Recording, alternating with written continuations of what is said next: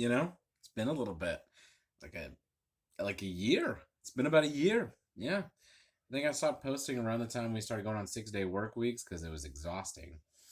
So, anyway, I digress. I was thinking to myself, man, I really want to post a video. What should it be about? And me and my wife had just rewatched this little flick. I don't know if you guys have ever heard of it. It's called Batman Returns. I don't know if you ever heard of it though. It's kind of old. It was made in like '92. So so anyway, we watched that, and that movie is a lot more of a character study than I give it credit for. That's for sure. Because when you're watching it, you're seeing this character of Bruce Wayne. Like, we're gonna start with Bruce Wayne. Let me just say that we're gonna start with Bruce Wayne, then Penguin, and we're gonna finish with Catwoman because she's got the biggest character arc in the whole movie. Believe it or not, I know Catwoman. What? She's like a third string character, right? No, no. I digress. Let's get back on track. So when you're starting out with Bruce Wayne in the movie and you're watching the movie, you're seeing him as the hero of Gotham. You know, Batman is now officially the hero of Gotham. Whereas, in the first movie, he's this urban myth, he's this urban legend. He's now the hero of Gotham City. And it's real good. Like, he's on top of the world. He's, riding high, my guy. So we're seeing him come in very heroically to save the city from these clowns or whatever they are. This carnival from hell, and the Penguin, it's all orchestrated by him because he's wanting to get in good because he's going to lure people in with the idea of he's just wanting to find his family and find his place in the world, just like anybody else wants to. But his is obviously more malicious. It's bait and switch, the old bait and switch. That's what he does, and it works out pretty good for his character, in the sense that, like, you kind of feel a little bit of empathy for the guy because you think at some points he's just, maybe he is wanting to find out who his family was, where he comes from, what his origin is. That's not, I mean, that ends up never being the case. He doesn't actually really care about that. He's bitter and he's sad and he's upset about his, lot in life, but it's never anything that he actually really truly wants to fix. He just wants to take out his anger and aggression on everybody. That's all he wants to do.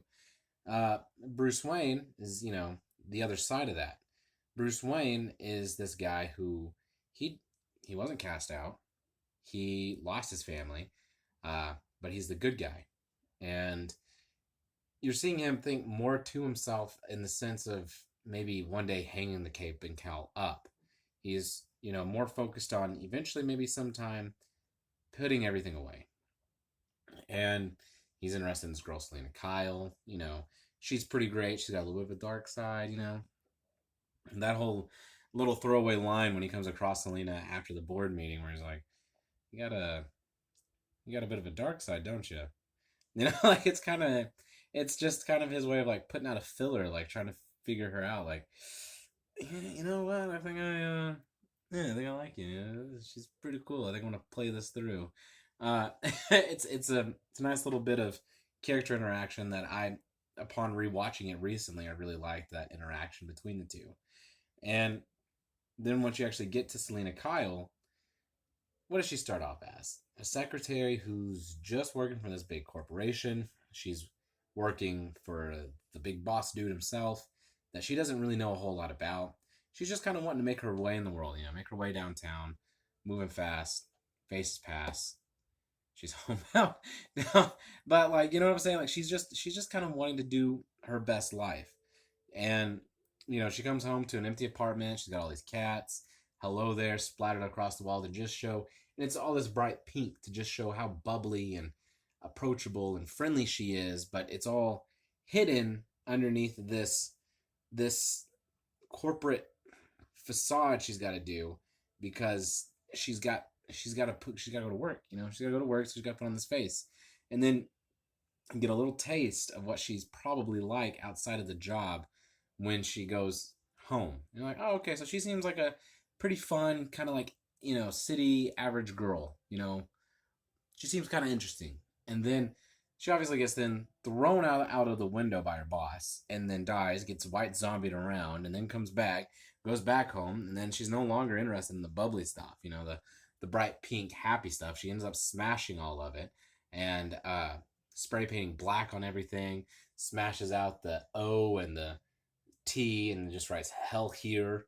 It's just showing how far, like, Selena Kyle's no longer the Selena Kyle that's bubbly and optimistic. She's now Catwoman Selena Kyle. She's over it. She's over everything. She doesn't care. She's bitter and she's angry, and she wants to get back at her boss. And that's really good character motivation. It's a really good arc, you know. And so she goes ahead, she takes on the persona of Catwoman and teams up with Penguin, and they're oh yeah, we'll get Batman, we'll get Christopher Walken's character. I want to say Knox.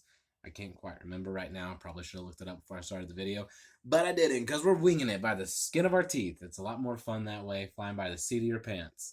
So, and what's really cool though about the Selena Kyle arc is, she says at the end of the movie, Batman killed me, Penguin killed me, you tried to kill me, whatever.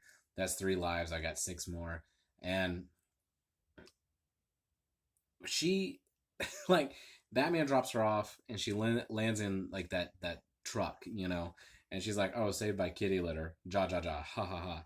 And then, Penguin tries to kill her, and she, with that umbrella, and she falls into that greenhouse, lets out that very primal, just ear-shattering scream, and because she's at her breaking point, she's had it. She just wants to get this dude who tried to kill her initially, Christopher Walken's character. That's all she really wants. And that whole scene at the masquerade party, where Alfred's talking to Bruce, and he's like, hey man, you gotta go to that thing, and he's like, I really don't think I want to, and he's like, no, maybe you should, and he goes, well, you know what, I think I might. Selena Kyle's probably going to be there. Yeah, I think I'll go. So he goes ahead and he goes to this because he's looking for Selena, and I think it's really, obviously the duality of masks and no masks is played up a little bit. Bruce Wayne is the mask as opposed to Batman being his actual face. The same with Selena Kyle. Selena Kyle's the mask, Catwoman's the real face. So Bruce and Selena actually don't wear a mask when they show up. So it's a little sort of, yeah, we get it. The duality complex, whatever. And because neither one of them wear masks, but everybody else is wearing a mask. And when she walks in, the music starts of face to face. That song starts to play, and then when they start dancing, Bruce Wayne is just excited to see her. He's just happy to see her. And then they realize he realizes she's Catwoman. She realizes he's Batman, and their whole world, like, you see it on their faces, just everything just falls. It just, like, everything that they were trying to do the whole movie as Bruce Wayne and Selena, of having a relationship, trying to make things work. Can they? Will they? They're trying to have this normal aspect, this normal life, thinking that, he doesn't know that I'm Catwoman. She doesn't know that I'm Batman.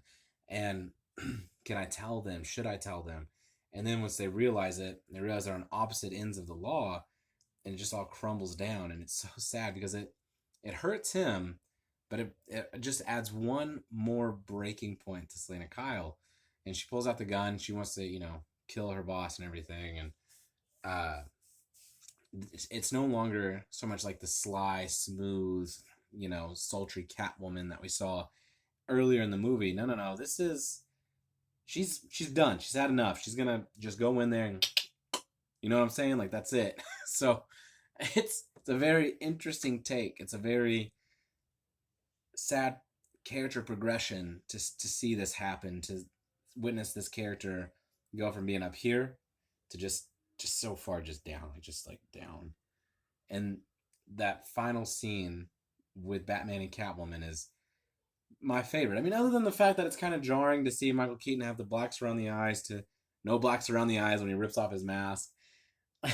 That's kind of funny. It's kind of weird, but it's really cool because it's showing you, he's willing to bear it all for her. She just has to separate herself from the revenge, from the anger, from the hate, and just put it down and leave it there in the past. She doesn't. We know that she doesn't. And it ends up being like this really sad moment. And the fact that she can't give it up. She can't give up the needing to kill this man who tried to kill her. She can't just put that down and then move on and be with Bruce. And Bruce is willing to take a bullet for her and willing to do what he can to save her. And it's just more or less forgotten about, like it's, and that whole part of the ending where he's legitimately looking for her at the end of the movie. Like he's not out Christmas shopping. He has nobody to Christmas shop for. He's not out there looking at Christmas lights. That's not a very Bruce Wayne Batman thing to do. He is actively searching for Selina Kyle. That to me is quite possibly just another reason why this movie is a deeper film than people give it credit for. Yeah, you got the Penguin arc of him doing the bait and switch with the city of the people of Gotham City. You got Bruce Wayne, developing as a character, developing as Batman, and struggling with the dual identity of Batman versus Bruce Wayne, and how much should he give to each, and then how does he have a love life? He tried that with Vicky Vale, and it didn't work out with Vicky, so now he's trying it with Selina, and it doesn't work out, but it could have worked out so differently, and he clearly has more of an emotional weight and heart for Selina than he does for Vicky Vale. And that's why this movie, I think, elevated that whole Batman and Catwoman love story so much that that's how people want it to be now. You know what I'm saying? Like, I mean, it was always kind of alluded to in like the comics, like, oh yeah, they're flirty, they're friends, like they're not friends, but it's flirty, it's fun, it's will they, won't they kind of a thing, and then the movie Batman Returns is just like, no, they should definitely be a thing for sure at some point. And then Dark Knight Rises also does the same thing, and it worked out for them a lot differently and a lot better. But anyway, Batman Returns, really good. Next time you watch it, I want you to kind of think, is this actually more of a character story? Yes, it is. It's more of a character story. There's more emotional weight to the movie than people give it credit for, and I mean, there's a lot. I guess you could say there's a lot wrong with it, but it's a Tim Burton movie, and it's one of his better ones. It's a good Batman movie, but I like it. I give Batman Returns a solid. I don't know, what was I doing? Was I doing a star rating before? I don't really remember. I'll say 3.5 out of 5 stars for Batman Returns. I think it's great.